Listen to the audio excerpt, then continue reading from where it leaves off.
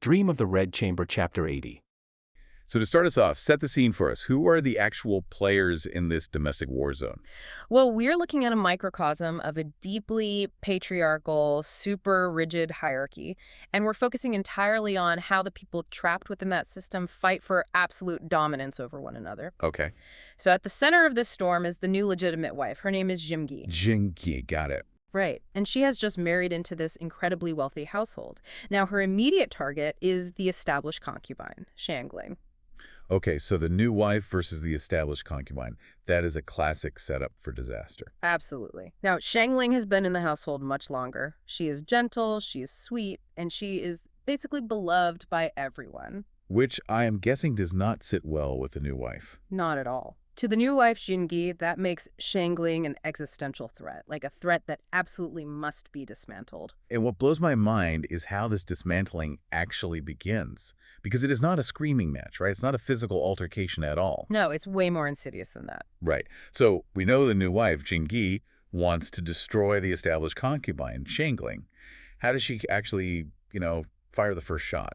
She initiates what appears to be just a casual botanical debate. A botanical debate, like about plants. Literally about plants. The new wife, Jingi, starts mocking the idea that water chestnut flowers, which are called lingjiao, have any fragrance at all. Okay, kind of a weird flex, but go on. Right, she just completely dismisses them. She compares them unfavorably to what she considers quote-unquote proper fragrant flowers, basically scoffing at the very idea that something so common could be beautiful. Wow. And Shangling, who is, like we said, much more poetic and gentle by nature, she just falls right into the trap. She really does. She tries to defend the water chestnut flowers. Oh, no. Yeah, she argues that their pure fragrance is best appreciated in quiet days or nights or when the wind and dew touch the reeds and lotus leaves. Which honestly sounds like this beautiful, totally innocent defense of subtlety. It is. But innocence is a massive vulnerability in this household, isn't it? Like, she thinks she is having a conversation about gardening, but she's actually walking into a minefield. Precisely. Because in her poetic defense of these flowers, the concubine Shangling accidentally uses the word gi. Gi. Yes, which means cassia or osmanthus. Okay. But Gi is also the new wife, Jingi's actual name. Oh, wow. So she accidentally said the wife's name. Exactly. And in the historical context of Qing Dynasty China, this is a catastrophic error. We're talking about the strict cultural mechanics of the naming taboo. The naming taboo. Okay, break that down for us. So, in this aristocratic hierarchy, a person's name isn't just a label. It is inextricably tied to their soul, their ancestral reverence, and their absolute social status. Right, so it's a huge deal. A massive deal. Speaking, the personal name of a superior wasn't just like a social faux pas. It was an act of blatant insubordination. Wait, really? Just saying the name? Yes, it was seen as a direct challenge to their authority, one that justified severe, immediate punishment. And Jingi's camp weaponizes this instantly, don't they? Oh, without skipping a beat. Yeah, her terrified maid, Baoyu, just jumps in and attacks Shangling, practically screaming at her for violating the taboo and daring to speak the mistress's name out loud. And seeing that play out, what's fascinating here is that Jingi isn't actually having a conversation about botany at all. Right, the flowers have nothing to do with it. Exactly. It is a deliberate, highly calculated erasure of identity. The new wife uses this completely manufactured offense to corner the concubine. It's pure manipulation. It is. She essentially gaslights Yangling into believing she has committed this grave, unforgivable error, and then she uses that psychological leverage to force Yangling to change her own name. That is just wild. Yeah, Jingi argues that since water chestnuts flourish in the autumn, Jiangling must change her name to Q, which means autumn. And Shangling just submits, like she just agrees to the name change and actually says to the new wife, right now my entire body and being belong to you. How could I not agree? It's painful to read. It really is. It feels exactly like a hostile corporate takeover. Oh, that's a really good way to put it. Right. It's like a new CEO coming into a company and immediately scraping the original founder's name off the lobby wall in these giant metal letters. Yeah, just to make a point. Exactly. They don't actually care about the font or the aesthetics. They do it to send a psychological message to the rest of the staff. They are basically saying, the old regime is dead, and I own your reality now. That is exactly what's happening here. But I have to ask you, is the concubine Jiangling just completely naive here by trying to politely agree to this? Or is her total submission a calculated survival tactic that just completely backfires? I mean, it's heavily leaning toward a failed survival tactic. Okay, so she knows what she's doing, kind of. Yeah, Shangling is acutely aware that she is subordinate to the new legitimate wife. In her mind, displaying total, frictionless compliance is the most logical way to prove she isn't a threat. Like playing dead when a bear attacks. Precisely. By surrendering her very name, she is trying to offer Jingi the ultimate deference, hoping it will just buy her some peace. But it doesn't? No, because what she fails to realize is that the new wife isn't looking for a peaceful coexistence. Jingi is looking for the total annihilation of a rival. Yeah, by stripping her of her name, Jingi isn't just asserting authority.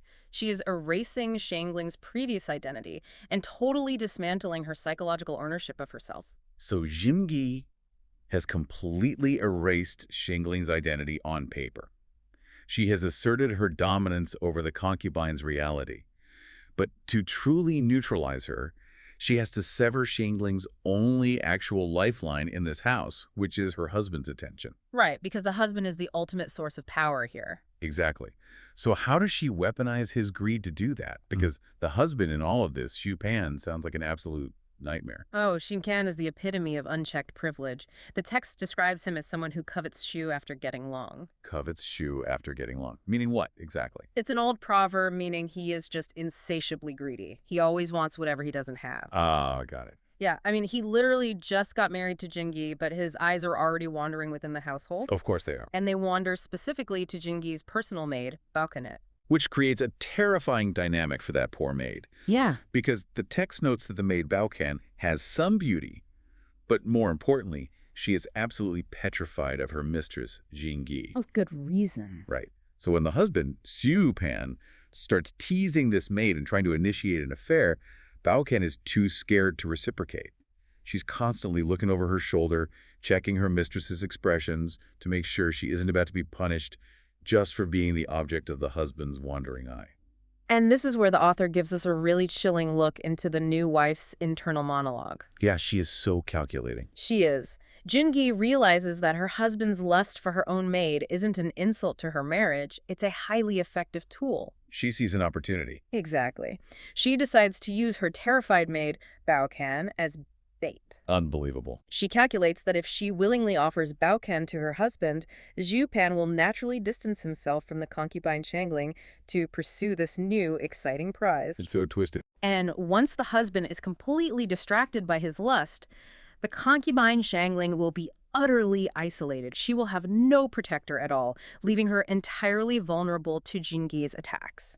I have to push back on this a little, though. Okay, go for it. We are looking at this new wife, Jingi, as this master manipulator.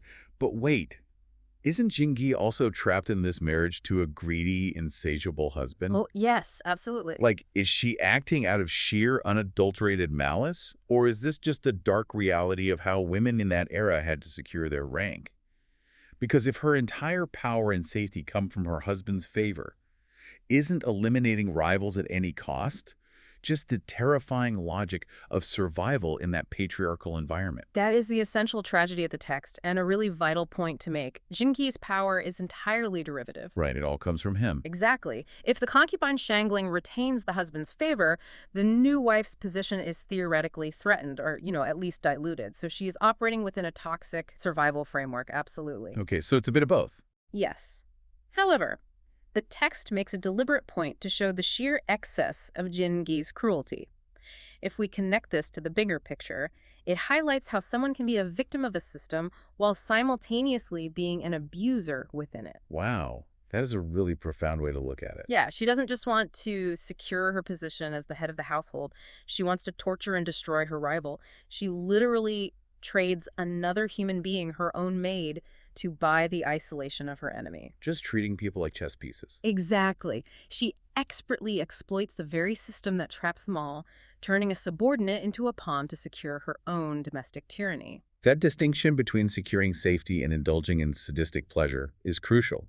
And we see that execution so clearly in how she orchestrates the next sequence of events. Oh, the setup is flawless. It really is. She moves from her theoretical plan of using her maid as bait directly into testing the waters. And it starts with this incredibly tense spilled pee incident. Right, the tea. The husband, Xu Pan, tries to pinch the maid Baoken's hand while taking a cup of tea from her. The maid dodges, the tea crashes all over the floor, and the husband tries to blame the maid for not holding it properly to cover up what he was doing. Classic deflection. Totally. But the new wife, Jingi, just watches this unfold and sarcastically says, "Don't think anyone is a fool." He is letting them know that she sees the game. Right, she's not blind.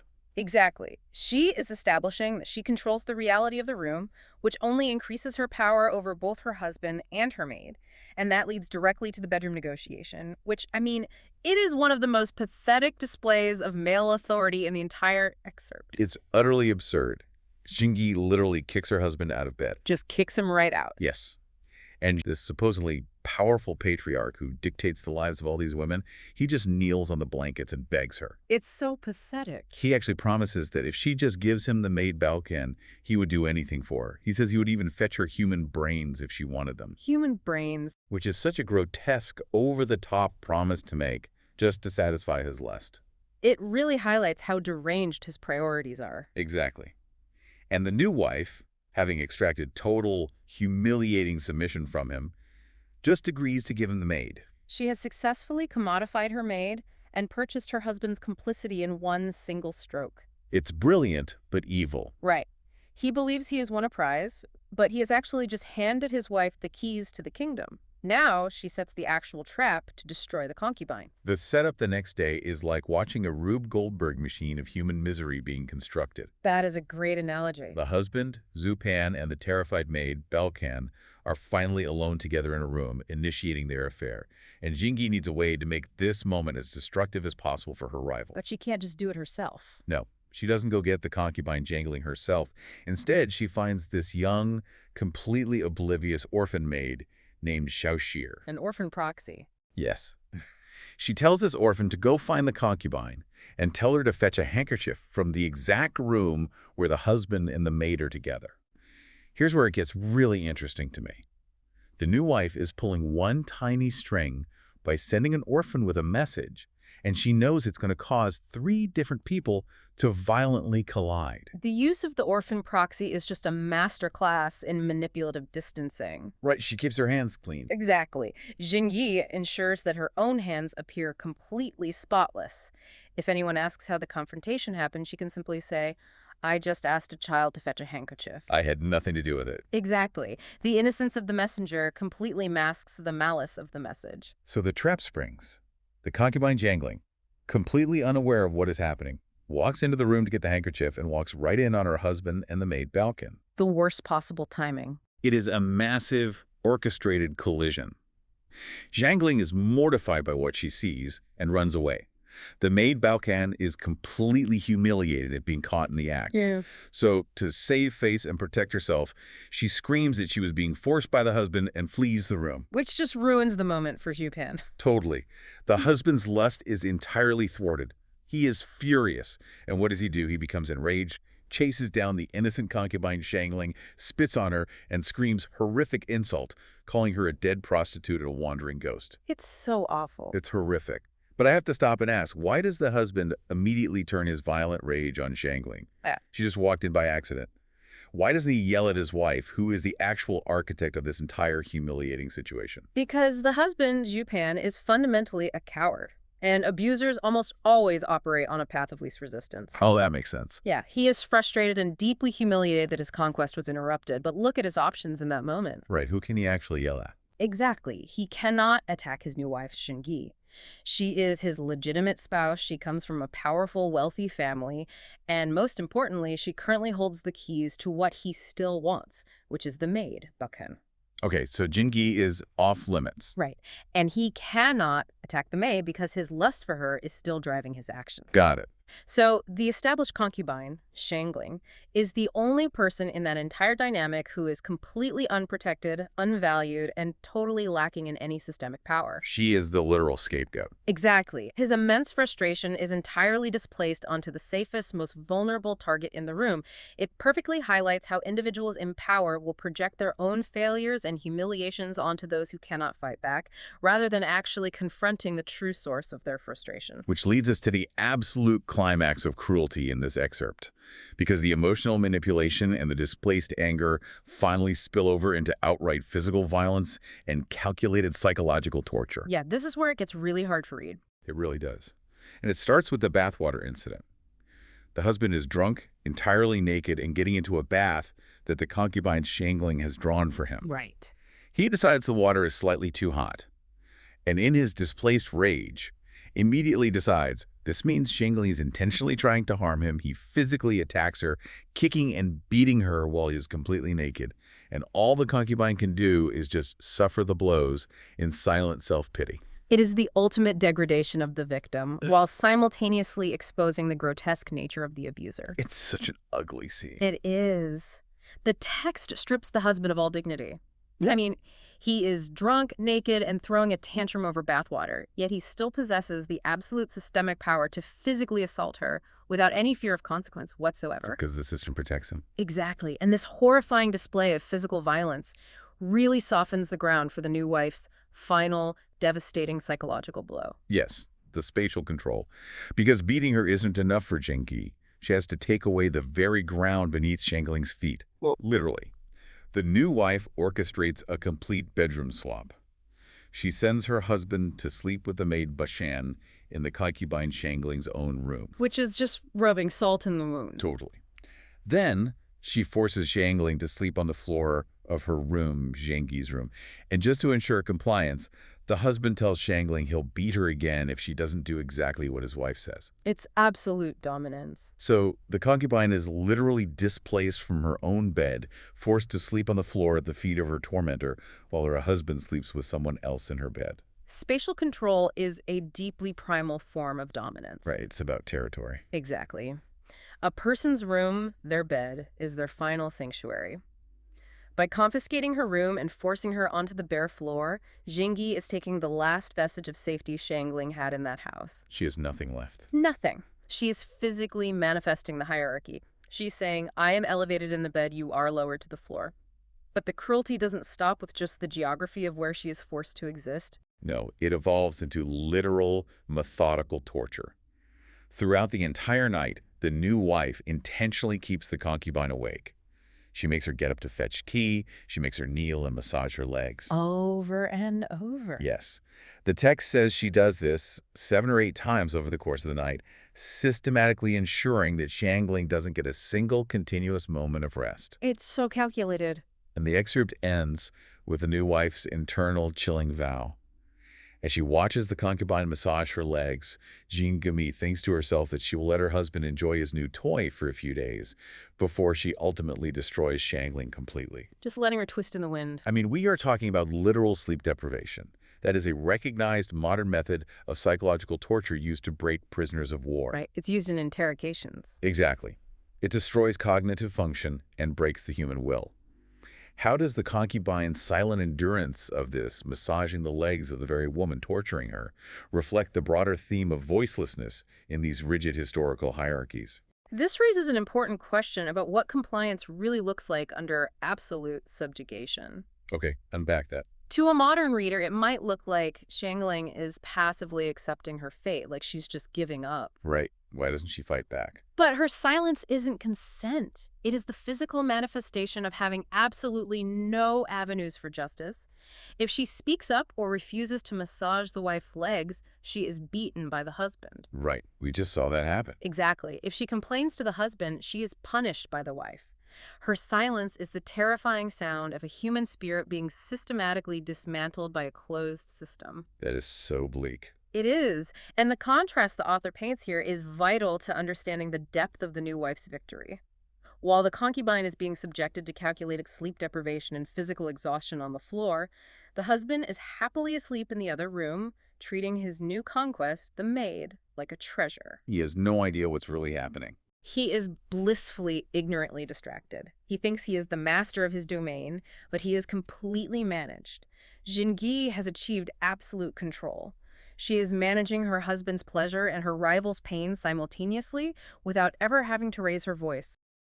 Jingui orchestrates her first strike by literally weaponizing her own bedroom. Right. She claims to fall mysteriously ill for like half a month. Yeah, she complains of this unbearable heart pain, and she says her limbs are completely immobile And the family brings in doctors, but of course, nothing works. because she's faking it. And then, seemingly out of nowhere, there is this shocking discovery. A paper voodoo doll is shaken out of a pillow. But not just any pillow, it's Jingwee's own pillow. The precision of this prop is what makes it so insidious. I mean, it has Jingwee's exact birth date written on it. And there are exactly 5 needles stuck into it, right? Yes, 1 in the heart and 4 in the limbs. The exact places she claimed were in excruciating pain. Oh, wow. So it provides an immediate physical explanation for an invisible illness. It's brilliant. In a terrifying way, she creates the evidence. And she plants it in her own space, so she completely controls the discovery of the crime scene. It's like a modern true crime framing. And then she immediately implies this is dark magic. Right, she points the finger at Shangling, but her logic is so twisted. It is, because first she casually suggests that another maid, Baocan, might have done it. Yeah, but almost in the same breath, she pivots. She says, well, Shangling is the only one who sleeps in my room, making her the prime suspect. It's an incredibly neat trap. She closes the loop instantly. But what I struggle with is the husband, Shu Pan. Why is he so gullible? He is incredibly reactive. He doesn't investigate. He doesn't ask a single logical question. He just instantly grabs a heavy door bolt and violently beats this innocent maid. Without a shred of actual proof. Right. Why does he bypass logic so completely? What's fascinating here is the psychology of the manufactured crisis. Tell me more about that. Well, you have to understand the cultural weight of witchcraft, or go poison in this era. It wasn't just spooky. It was a serious crime, wasn't it? Oh, it was lethal. A direct threat to the family's survival, and historically something that could get an entire household executed by the state. Wow. Okay, so Jingwei isn't just framing a maid. No, she is triggering a state of existential panic. By manufacturing a crisis that feels supernatural and life-threatening, she forces her husband into a fight-or-flight response. So Shu Pan is reacting to terror, not facts. Exactly. And by escalating the situation to immediate physical violence, Jingui ensures that reason and due process are completely thrown out the window. She tests his loyalty while simultaneously bypassing his critical thinking. That is so manipulative. And it works perfectly. But physical violence with a heavy door bolt creates a massive uproar. And the noise inevitably draws the attention of the ultimate household authority. Right. Moving the conflict from a private marital dispute right into a multi-generational power struggle. The mother-in-law, Shu Auntie, rushes in to stop the beating. And she attempts to reassert the traditional hierarchy where the elder dictates reason. She scolds her son for being ungrateful to a loyal maid. But Jingui doesn't back down or apologize. She aggressively escalates. She starts wailing, crying, throwing a complete tantrum. And suddenly she complains that her husband has monopolized her other maid, Belkin, leaving her only with Shangling. She screams at her husband and mother-in-law that they can just let her die and go marry someone wealthier and prettier. Wait, but how does bringing up her husband's infidelity with the other maid make Jingui the victim here? It doesn't logically follow at all. Right. Isn't she the one who planted the voodoo doll and started this whole violent chain of events? That confusion you are feeling is the exact intended effect of the distraction. Oh, she's deflecting. Yes. It's a textbook execution of a psychological tactic we now call DARVO. Deny, attack, and reverse victim and offender. Exactly. Let's break down her real-time mechanics. First, she denies any wrongdoing regarding the violent outburst. Okay, and then? Second, she attacks the mother-in-law's authority by disrespecting the intervention entirely. Wow. Third, and most crucially, she reverses the roles. By bringing up her husband's sexual indiscretions with the other maid, she completely changes the subject. So it goes from who planted the voodoo doll to look how neglected and abused I am as a wife. Precisely. She becomes the ultimate victim of a broken marriage. Completely derailing the mother-in-law's attempt to restore order based on the original facts. That is brilliant and awful. And the text explicitly states that even an upright official struggles to resolve family matters. Because toxic individuals use shame and complicated sexual politics to paralyze their superiors. They absolutely do. And here's where it gets really interesting.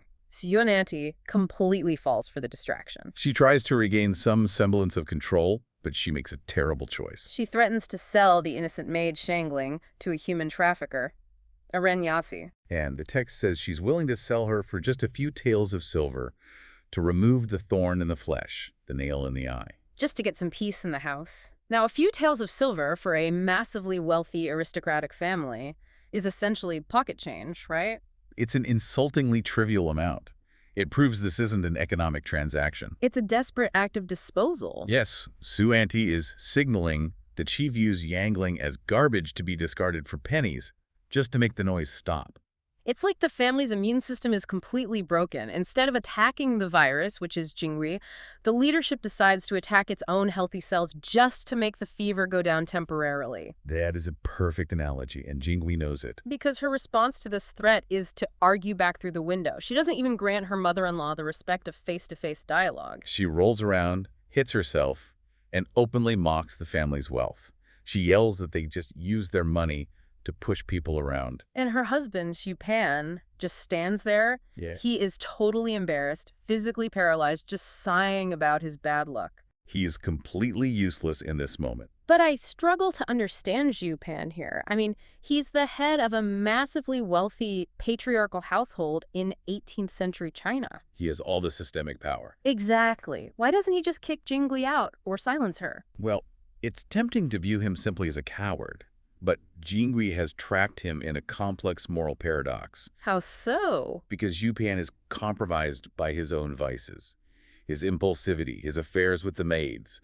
He has no moral high ground. Ah, so he can't exercise his authority because she constantly holds up a mirror to his hypocrisy. If he punishes her, she broadcasts his sins to the entire estate. She strips away his authority by making the cost of enforcing it public humiliation. Exactly. So the mother-in-law's threat fails, and the husband is neutralized by his own shame. The blunt force interventions have completely failed. This requires a much more surgical intervention, which comes from Xu Pan's sister, Baochai. Baochai represents the cool, rational intellect of the family. She sees that engaging with Jingui emotionally is a losing battle. So she steps into the madness and diffuses the immediate danger by invoking a core family rule. She calmly states, "Our family only buys people, we never sell them." It's brilliant. It appeals to their aristocratic pride. You don't sell people for pocket change. That's what poor, desperate families do. Right, and then she cleverly offers to take Shangling as her own personal servant. Effectively separating the victim from the abusers without making it look like a punishment or a reward for anyone. And Shangling is so desperate to escape that she tearfully begs to stay with Baochai. She willingly cuts off all ties to the front of the house where the abuse happens. But here's the tragedy of it. Escaping the proximity of the abuser doesn't immediately erase the internalized trauma. Baochai provides an illusory escape, doesn't she? Yes, Shangling is physically removed from the immediate danger, but the biological damage has already been done. The physical toll described in the text is devastating. Even in the safety of Baochai's quarters, Shangling physically crumbles. The author details that due to a pre-existing blood condition, the lack of a pregnancy, and severe emotional trauma. Specifically described as anger and grief. Right. She develops what the text calls dry blood disease, or gangsuizeng. She becomes constantly feverish, grows painfully thin, loses her appetite entirely. And no medicine helps her. Itchy. She spends her time just sighing under the moon and the lamp. If we connect this to the bigger picture, this is a profound illustration of how traditional Chinese medicine viewed the mind-body connection. Which actually aligns strikingly with modern psychological understandings of trauma. Really? How so? In the medical framework of the time, extreme emotional stagnation like suppressed anger and profound grief was believed to literally block the flow of blood and vital energy. Leading to a wasting away of the physical form. Exactly. Today, we might talk about this in terms of allostatic load, the constant state of hyperarousal, the intense fear, the gaslighting. It triggers chronic cortisol spikes that alter your physiology. The body really does keep the score. The imagery of her sighing under the lamp is poetic, but it is describing real physiological collapse from prolonged emotional abuse. It is so sad. But with Shangling slowly wasting away in the background, the dynamic in the main house shifts entirely. Because Jingui's need for conflict wasn't satisfied by destroying Shangling. She didn't actually want the maid gone. She wanted the friction. She just needs a new target. A bully's core objective isn't the resolution of a specific dispute. It's the constant assertion of dominance. So when the compliant victim is removed, the vacuum must be filled. Which shifts the household from a tragedy of a helpless victim to an all-out war between two aggressors. Xu Pan finally attempts to stand up to his wife with force. He's had enough of the chaos, so he threatens her with a stick. And when she doesn't flinch, he grabs a knife and threatens her with a deadly weapon. But Jingui knows exactly the caliber of the man she is dealing with. She calls his bluff in the most theatrical, extreme way possible. She literally offers her neck to his blade. She essentially says, "Go ahead, do it, cut my throat." And Chupan completely folds. His spirit is broken. He cannot match her level of unhinged commitment to the conflict, so he drops the knife. And having utterly defeated her husband, Jingui turns her crosshairs onto the other maid, Baoyu. But this is where Jingui's methodology hits a wall. Baoyu is not shangling. Not even close.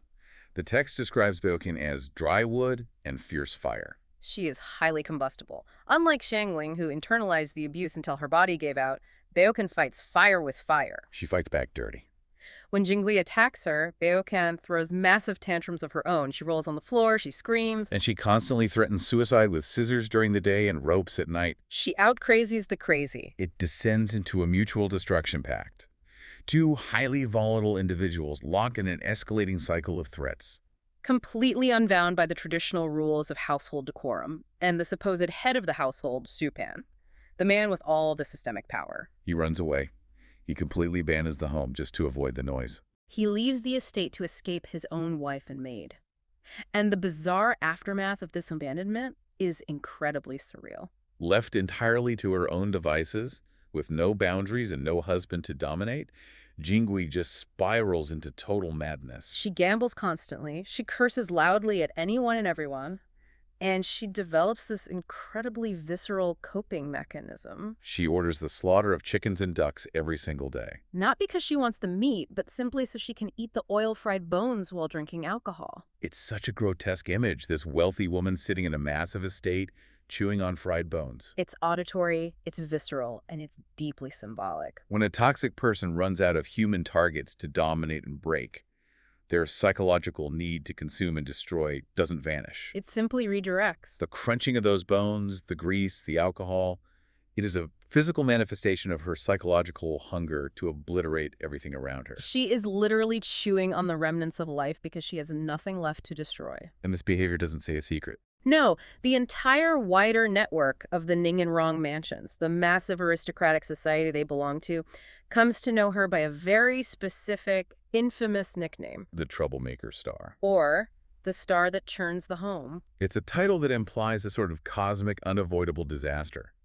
Calling her a star suggests her arrival was an astrological curse. A stroke of terrible fate that the family just had to endure. But we've seen the mechanics of this disaster. Exactly. It's not cosmic, it's entirely man-made. Okay, let's shift scenes. We have Baoyu, who is this young, highly privileged nobleman. And he has just recovered from a 100-day confinement period. Which, you have to remember, is an incredibly long time for a young guy to be locked up. Oh, totally. Just imagine being a teenager, forced to observe this strict, solemn period of mourning or restriction. And it's all inside this highly rigid, aristocratic compound for over 3 months. Yeah, no outside entertainment, just heavy silence, formal rituals, and constant supervision. Right, so he is finally allowed out, and he takes a trip out the west gate of the city to the Tianqi temple to burn incense and fulfill a vow. And the atmosphere of this temple plays a really crucial role in the scene. It's pretty spooky, right? Yeah, the text notes it was built in a previous dynasty, so it's grand. But because so much time has passed, it's become completely desolate and overgrown. Like a ruin, basically. Exactly. It's a place of former glory now slipping into ruin, which, mirrors a lot of the broader themes in the entire novel. And it's also filled with these terrifying, fierce clay statues of gods and demons. And Baoyu is, well, he's quite sheltered and sensitive. He is. He's genuinely terrified of these looming, aggressive figures. Yeah, so he does his required incense burning as fast as humanly possible, and he just retreats. He hides out in a quiet Taoist courtyard to catch his breath. Which brings us to his encounter with our quote-unquote doctor. Yes. Introduce us to this guy. So he meets a Taoist, and in this context, a Taoist is a spiritual practitioner, but historically they often wandered around and sort of blurred the lines between religious ritual, fortune-telling, and, well, folk medicine. Right, and this specific guy is Wang Yidi, which literally translates to Wang One Patch. That's right. He's an older Taoist hanging around the temple, but he operates exactly like a fast-talking salesman. His pitch is just legendary. I mean, he claims his special medicinal plaster contains exactly 120 ingredients. He sells it as a total panacea. Like he claims it balances the warm and the cool within the body, making it supposedly suitable for everyone. Right. He says internally, it supplements energy, opens the appetite, cures indigestion, and then externally, Externally, it relaxes muscles, removes dead tissue, and generates new flesh. It's just magic. reading his pitch, I literally kept thinking, this guy is an 18th century cross between a traveling snake oil salesman and like an Instagram wellness influencer. Oh, that is the perfect comparison. He hits every single buzzword of his era. But here's my question. Baoyu is a wealthy, highly educated aristocrat. He's from one of the most powerful families in the capital.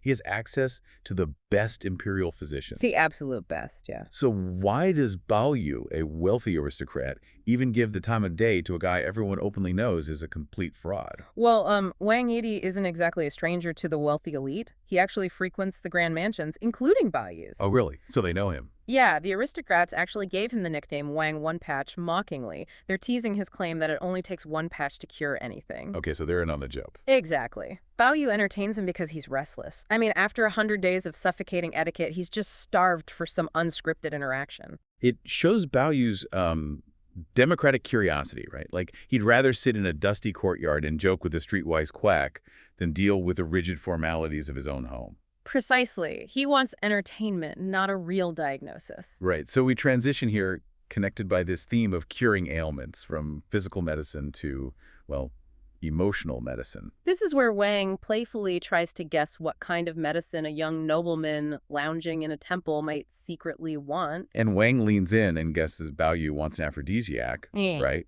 for his bedroom affairs. Yeah, which deeply offends Baoyu's servant. The servant starts yelling at Wang for the breach of protocol. But Baoyu just weighs it off. He thinks it's funny, and then he completely shocks the old man by asking for a very different remedy. He says, "Do you have a plaster to cure a woman's jealousy?" Because he's thinking of a notoriously jealous and difficult woman in his social circle, Jin Gi. Right, and Wang admits he has no plaster for that. I mean, it's a personality trait. But he's a salesman, so he invents a remedy right on the spot. He calls it Liao Du Teng, the jealousy-curing soup. And the recipe is so specifically hilarious. He says, take 1 excellent autumn pear, add 2 mace of rock sugar, and 1 mace of aged tangerine peel, which is chenpi. And then you boil all of this in 3 bowls of water until the pear is soft. And she's supposed to eat one every morning. Now wait, isn't that just a recipe for a tasty, soothing cough drop? It basically is, yes. I mean, is Baoyu actually naive enough to think a poached pear will fix a toxic personality? Oh, no, not at all. Baoyu knows it's a joke. He immediately questions the efficacy of the soup. But that setup allows Wang Yidi to deliver the ultimate punchline. The punchline is so good. Wang says, well, if one dose doesn't work, eat 10. If it doesn't work this year, eat it next year. These ingredients are sweet, they taste good. If she eats this until she's 100 years old, she'll die, and dead people aren't jealous. That's just amazing. It's such a great release of tension. Baoyu and his servant burst out laughing. And Wang hilariously admits all his medicines are fake right then and there. He says, if I had real immortal medicine, would I be slumming it here? He owns the hustle completely.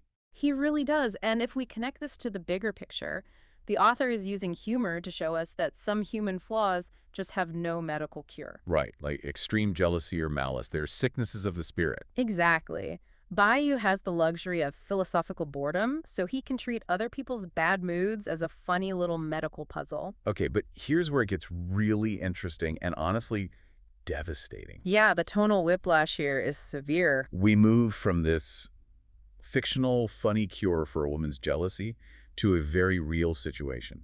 We meet a woman who is being destroyed by a man's cruelty, and there is no cure at all. Right. Baoyu returns home and finds his cousin, Ying Chun, sobbing to his mother, Lady Wang. And we finally learn the horrific details of her recent marriage to a man named Sun Xiaozu. It is a nightmare. He's an alcoholic, a gambler, and the text says he sleeps with all the servant girls. The environment is utterly toxic, and Ying Chun is known for being very timid and gentle. Right, so she mildly advises him against this behavior, just lightly telling him to stop. And his response is incredibly cruel. He turns on her and calls her a vinegar wife. A vinegar wife, which is the era's slang for a jealous woman. But wait, I have to push back on this. Why is she being labeled the vinegar wife? That's the exact jealous archetype Baoyu was just joking about at the temple. Right, it's the exact same label. But Sun is the one committing all the abuses. It's like he's a violent debt collection agency disguised as a husband. It is a profound, cruel irony. And it shows how the label of jealousy is weaponized by abusive men to silence women who object to their husbands' infidelities. So it's pure projection. Entirely. Yingchen isn't jealous at all. She is being financially, emotionally, and verbally abused. Which brings us to the financial transaction that started all this. Sun Xiaozu claims Yingchen's father owed him 5,000 taels of silver. Which is a staggering fortune. And he essentially tells her that her father sold her to him to settle the debt. He threatens to beat her and banish her to sleep in the servants' quarters. He completely reduces her to the value of a 5,000 tael transaction. He strips away all her dignity as a noblewoman. So naturally, you would assume her family would step in. I mean, they're incredibly wealthy and powerful. How does this family react to her being essentially held hostage by a monster? Well, Lady Wang cries with her. There is empathy in the room. But ultimately, Lady Wang tells Yingchen, it's your fate. It's your fate. That is chilling. It is. She reveals that Yingchen's uncle actually tried to stop the marriage because he knew Sun Xiaozu was violent, but her father, the one who owed the money, insisted. And Lady Wang just downplays the abuse. She calls it young couples fighting. And then she actually orders Baoyu not to tell the grandmother about any of this. Right. The grandmother is the ultimate matriarch of the family. Okay, why the cover-up? Lady Wang's reaction feels like PR crisis management rather than maternal protection. Isn't this family powerful enough to just take her back? You would think so, given their status. But we have to look at the terrifying reality for women in this era. Once married, a woman legally and socially belongs to her husband's family. There's that concept of spilled water, right? Yeah. Exactly. A married daughter is like spilled water. You cannot gather it back up. Even a wealthy family like the Jias won't intervene because patriarchal norms and this concept of fate dictate they cannot. So they use fate as a shield to justify doing nothing. Right, and this raises an important question about the family's priorities. They are protecting their own comforts, specifically by not upsetting the grandmother, rather than protecting their vulnerable daughter. It's institutionalized helplessness, and Yingchen knows it. She is in absolute despair. She doesn't even ask for a divorce. She just begs to stay in her old room in the garden for a few days. She says she would die content just to have a brief moment of peace. That breaks my heart. She gets 5 days of clinging to her sisters, and then she is sent back to Sun Xiaozu. And another family elder, Lady Xing, shows complete indifference to her suffering as she leaves. Everyone knows she's returning to her doom.